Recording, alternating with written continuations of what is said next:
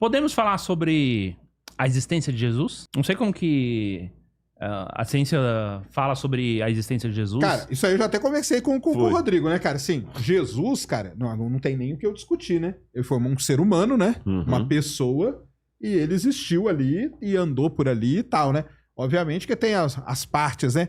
Tem até aquela coisa que o pessoal fala em adolescência, né? Exatamente, dos 13 dos 12 aos 30 anos. Tem o que Jesus fez por aí que ninguém sabe também, sei lá, se importava o que ele fez, né? Mas assim, cara, aí é diferente de não tem como não acreditar, né? Porque ele foi um ser humano, né? Ele foi um ser humano que andou ali, e aí tem todas as provas e todas as, né? Tudo que ele fez, tudo por onde ele andou, o que ele deixou e tal. Lógico que aí tem coisas de transformar água em vinho, aí tem essas milagres e tal, que aí de novo, é uma coisa... Mas não tem ninguém da ciência que foi tentar... Cara, eu acho que não, Jesus... Ou provar, ou não, desmentir. tem alguns ateus que insistem que ele é um mito, tem alguns até na internet. Agora, só que tem uma coisa que tem que refinar também. Não, eu já vi uma interpretação seguinte, que Jesus, ele era uma pessoa muito inteligente e ele teria lido, nem é o que eu penso não, eu só li isso aí. Que ele sabia que tinha aquela mensagem que ia ter um Messias naquela região, naquela época. Ele era uma pessoa acima da média na inteligência ali do pessoal. E ele falou, vai ter isso. Então eu vou começar a me comportar... Já deve ter ouvido essa história, né? Sim, tem muitos desses. Eu vou começar a me comportar desse jeito e eles vão começar a me idolatrar. E falam que chegou num tempo, numa hora que ele meio que se arrependeu, mas não dá mais pra voltar atrás. Mas aí é um negócio que eu já ouvi e nem sei o que você acha dessa ideia Até, aí. por exemplo, o próprio professor Chevitarese, André Chevitarese, ele diz que ele apanha às vezes na internet quando o pessoal quer que ele desminta que Jesus existiu, né? Até o Bart Ehrman, que é agnóstico, escreveu um livro, Jesus existiu. Mas tem muita gente que quer dizer que ele não existiu. Não tem como, cara. Ele foi um ser humano, ué. Agora, Jesus Cristo em si foi um ser humano, né? Com certeza, ele existiu, de carne e osso. Mas eu tô falando que existem pessoas que duvidam, é isso que eu quis dizer. Tá. Ainda existem pessoas que falam que ele foi um mito, que ele é uma criação e tudo mais. Tem uma tese, por exemplo, que Jesus foi uma criação do apóstolo Paulo, ou que Jesus foi até uma criação dos romanos para poder acabar com os judeus, aquela coisa toda. Será que... Olha aí, ó. Vou jogar uma coisa no ar aqui. Tem agora muita teoria da conspiração, cara. viu? Será que Jesus foi a primeira Psyops, cara? Agora a operação psicológica foi longe demais. Olha lá, viu? Porque os romanos podem ter criado esse mito para poder... Olha aí, cara. Olha, tá agora? Não sei, dá uma tese doutoral. Pra poder aumentar viu? O poder, né? Agora, tem uma coisa que tem que refinar. Quando a gente fala o que a ciência tem a dizer sobre isso, a palavra ciência é uma palavra... Ela é fácil de se equivocar com ela. Primeiro, assim, o que é a definição de ciência? Esse é o primeiro ponto. Por exemplo, a humanas pode ser considerada ciência ou não? Você entendeu? Eu considero. Mas muita gente não considera. Muita gente não acha correto falar ciência. E dentro do saber plural, existem métodos. Por isso que o Stuart Mill, o erro de Stuart Mill, quando ele propôs o método científico baseado em Francis Bacon, é que Stuart Mill colocou ciência é tudo isso aqui. O que está fora disso aqui não é ciência. Só que existem muitos saberes acadêmicos, racionais, intelectuais que não se enquadram ao método de Stuart Mill. Por exemplo, eu não vou usar teste laboratorial que eu uso para descobrir se um medicamento funciona para curar uma doença para uma pesquisa na área psicológica. Isso não tem nada a ver. Para também quem acha analisar isso um transtorno, você está entendendo? Então a gente tem que saber o seguinte, quando você está falando o que a ciência diz disso, que saber científico. Por exemplo, para analisar a existência histórica de Napoleão Bonaparte, não é com o mesmo critério que você usa para analisar se há petróleo aqui nessa bacia ou se não há. Ela fala assim, o que você, Sérgio, pode dizer das suas pesquisas de petróleo sobre a existência do Napoleão Bonaparte? Nada. Você está entendendo? Porque os critérios para saber se Napoleão Bonaparte existiu ou se é um mito são outros. E outra coisa... São outros métodos. Eu acho que a ciência, muita gente acha que não é. Que ciências humanas não é ciência. Você não pode pegar, cara, uma pessoa que... Vamos pegar Napoleão aí, que estuda a vida de Napoleão e dizer que aquele cara ali ele não é um cientista Só porque não está submetendo a Claro que ele método cara. laboratorial Método e tudo, Lógico que ele exatamente. mas são outros métodos. Por isso que eu prefiro Entendeu? usar no plural, É métodos isso mesmo. científicos. Eu não vou usar o mesmo método histórico para analisar Claro. se a água veio do espaço ou se a água está aqui. Exato. São critérios diferentes. E ainda tem uma coisa que eu ainda vou além. O ideal mesmo, eu acho que é a integração de tudo isso no final. Que é o que eu sabia que é interessante você colocar isso, vou dar um testemunho. Quando eu comecei o meu primeiro doutorado, o ideal era você saber cada vez mais sobre cada vez menos. É. Hoje, o ideal é você conseguir dialogar com áreas diferentes. Que é o grande desafio. Que é o grande desafio.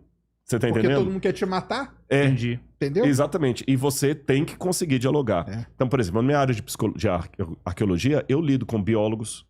Eu fiz, por exemplo, datação em termoluminescência de um tijolo cuneiforme, que eu vou te mostrar, que eu traduzi o tijolo e encontrei o nome de Nabucodonosor do pai dele.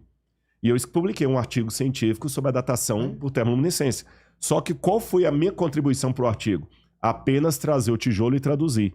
Eu não entendo bulufas de termoluminescência. Mas aí você se juntou com o Mas o meu pesquisador nome da tá área, lá e pronto. tá no meu currículo Lattes. É isso. Você tá entendendo? Mas eles também, que fizeram termoluminescências, entendem bulufa de Babilônia, de acadiano. Mas deu um artigo. Não, e o lance é esse, pegar na área da astronomia. O céu, por exemplo, ele conta uma história. Lá da pessoal da Mesopotâmia lá. e tudo mais. Eu não entendo nada disso, mas eu entendo das constelações. Então, quando você junta com alguém que sabe daquela história ali, Fica muito mais e vem rico o saber. conhecimento da astronomia, você junta as duas coisas. É igual a galera que estuda Stonehenge. Né? Uhum. Então tem o pessoal que estuda Stonehenge, tem o pessoal lá que entende de geologia, das rochas que foram usadas, e aí entra o pessoal que entende da história daquela região. E quando você junta, e os arqueólogos também, quando você junta esses três, você conta aquilo completo. Pra mim, cara, é o maior erro a pessoa querer se isolar e falar, não, cara, eu não preciso de ninguém, não, eu domino todas essas áreas aqui e não vou dividir minha... Isso é a maior burrice que tem pra mim, cara. Uhum. Você, quanto mais pessoas integradas de conhecimento diferente, e eu acho que é até melhor pra pesquisa, porque traz um ar novo, cara. Com certeza. Porque às vezes você tá aqui, ó, fazendo um negócio tão... Aí chega alguém aqui que é de uma área diferente, complementar, e fala, mas você já olhou por esse outro ponto de vista E aqui? às vezes até corrige. Aí você fala, caramba, cara, aí, ó, nunca tinha visto, porque você tá tão fechado naquilo ali que você fica tapado, cara. Na verdade, a frase é essa, que é o cavalo, né? O cavalo não põe aquele tapa ali É, a viseira. pra ele andar aqui reto? Então, o fazer pesquisa, hoje não tem mais isso, viu, galera? Você pegar e ficar estudando só aquilo seu, não faça isso, cara. Dialogue, parta pra integração, mesmo que você não concorde. Por exemplo, seria muito legal estudar como que era o céu no dia que nasceu Jesus, até a estrela de Belém, aquela dúvida que a gente tem. A gente faz, por exemplo, tem um estudo muito interessante sobre datação que a gente dialoga tremendamente com a astronomia. Porque, Sim. por exemplo, eu tenho um tablete cuneiforme que me descreve um eclipse. Aí vamos ver se E aquele fala eclipse... que eu consigo, tem programas de computador que sabe que o céu, na verdade, de novo, se eu falar uma imprecisão aqui, você me corrige. Ele só está rodando em torno de nós. É um disco rodando, né? Então, se eu rodar ao contrário... rebobina. Eu rebobino. Então, eu consigo, por esse programa de computador, saber, por exemplo, como estava o céu de Jerusalém, inclusive se tinha nuvem e se não tinha. Tem alguns que conseguem. Então, a gente consegue, por exemplo, olha, saber se esse povo tinha um calendário lunar, lunisolar, se eram os dois. Aí fala que o terceiro ano do reinado... Por exemplo, eu tenho isso agora pra gente trabalhar com o Senaqueribe. O ano do Senaqueribe fazer a cronologia com a Bíblia. Que menciona o eclipse. Então a gente sabe qual é o eclipse. E você sabe, então, se esse eclipse no calendário gregoriano que usamos hoje equivaleu ao ano 714 a.C., pelo meu cálculo hoje, então eu sei que o terceiro ano do reinado tal dá pra ele fazer essa correlação. Você tem um ponto de ancoragem. Isso é importante. E corroborando com isso que o Sérgio falou, da questão da unificar, galera que tem em casa, veja bem, se você é inteligente ou gosta de estudar muito, eu perguntar assim, quem inventou o telefone? Se você for um cara com... Graham Bell, parabéns pra você. Quem inventou o rádio? Marconi, muito bem. Quem inventou o avião? Bom, Santos Dumont, os irmãos Wright, parabéns pra você. Você é culto. Aí se eu perguntar assim, quem inventou a internet? Quem inventou Starlink? Quem inventou o celular? Não tem mais. É um comitê. São várias pessoas. Então a era dos grandes inventores ficou para trás. Hoje você não vai ter mais assim, foi o João que inventou o celular, o Antônio inventou o microfone. Não existe mais isso. Hoje é um monte de pessoas trabalhando. Então, quem não sabe trabalhar em grupo não tem sucesso no mercado de trabalho em lugar nenhum. Então, aquele professor que pede trabalho em grupo na faculdade, você fica irritado. Eu prefiro fazer sozinho. Não vai dar bem. Olha o que o Sérgio falou aí. Muito bom. E com relação à historicidade de Jesus, então, a gente usa critérios da historiografia. Então, você tem autores como N.T. Wright, por exemplo, que é um historiador de renome, e você aplica vários elementos historiográficos, por exemplo, para saber, como eu falei, se o Gênesis plagiou, eu consigo mapear e te dizer, tecnicamente, se o Gênesis plagiou outros mitos ou se ele é uma tradição independente. Entendi. Eu consigo hoje saber se os evangelhos são um relato histórico ou mitológico. Quando eu digo histórico ou mitológico, é no seguinte aspecto.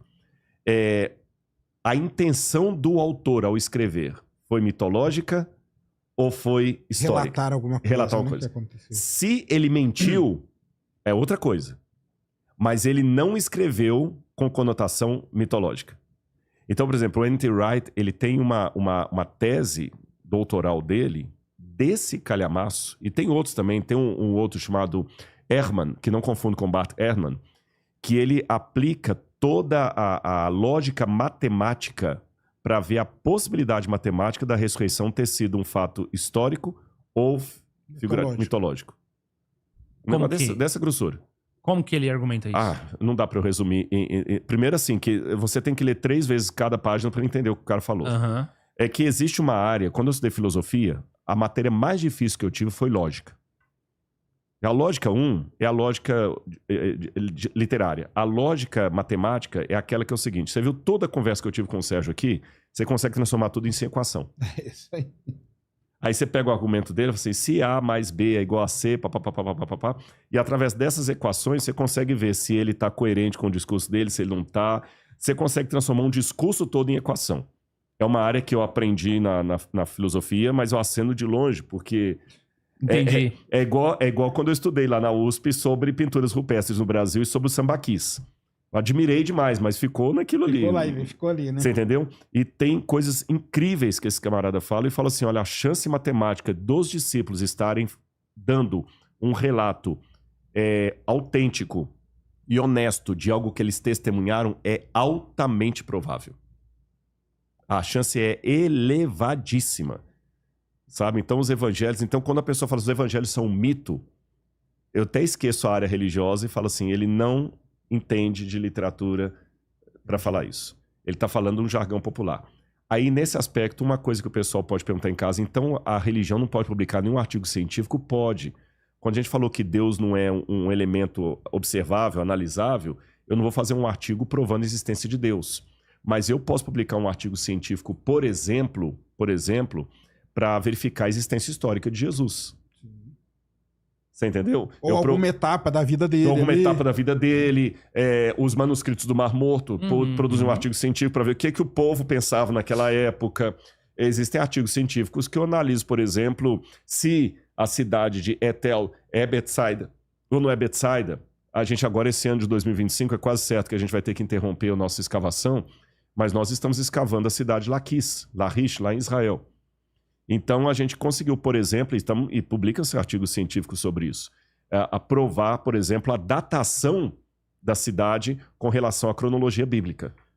No caso, as coisas que o Sacani falou, o primeiro milagre de Jesus, a boda de Caná... Aí que é o detalhe. Aí não, né? Mas... Não, por quê? Não é nem pelo fato do milagre ser verdadeiro ou não ser verdadeiro, é porque ele foge do critério observacional ou testemunho.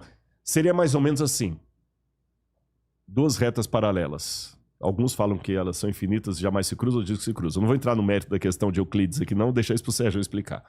Mas se eu fizer a declaração aqui, 2 retas paralelas jamais se cruzam, como é que você vai submeter isso a uma verificação empírica? Você tem que ter uma medição infinita. Você não tem. Uma observação infinita. Por isso que eu gostei. Retomo de novo o que o Sérgio falou. Até quando você fala da origem do cosmos, você usa modelos. Modelos. Porque nem tudo é testável. Mas Nem tudo é Como é que eu vou testar o pré-Big Bang? Como é que eu vou testar uma época que não havia matéria, tempo, espaço energia. Como é que eu vou... Então, tanto o crente, quando joga Deus nessa época, a causa primeira, quanto o descrente que joga o nada nessa época, ambos estão fazendo uma declaração de fé não testável. Me corrija se eu discordar. Não testável e meio científico. Então, quando o cara fala assim, não há Deus, essa declaração é uma declaração de fé. Porque ela não é testável. Ela não é empírica. Por isso que a maioria agora se denomina agnóstico. Eu não sei. Mas quando eu falo fé, eu falo nesse sentido psicológico, tá? Sim. Porque senão eu falar, igual você, eu não creio, eu vejo o que tá ali. Sim, isso. Né? Você sabia que existe curso superior reconhecido pelo MEC em apenas 3 meses? Sim, existe, pessoal. De acordo com a Lei de Diretrizes e Bases de Educação 9394/96 e de acordo com o MEC. Basta ter nível médio completo, que você consegue fazer o curso superior sequencial de gestão em segurança pública e privada. E com ele, você pode prestar qualquer, eu vou repetir, qualquer concurso público que exija nível superior completo em qualquer área, sem exigir graduação ou diploma. Concurso de polícia militar, polícia civil de alguns estados, polícia penal, bombeiro militar, guarda municipal, concurso de prefeitura, técnico administrativo, qualquer concurso. Ficou curioso? Tá achando que é golpe? Não tá acreditando? Clica aqui abaixo agora e sabe mais que eu vou te explicar.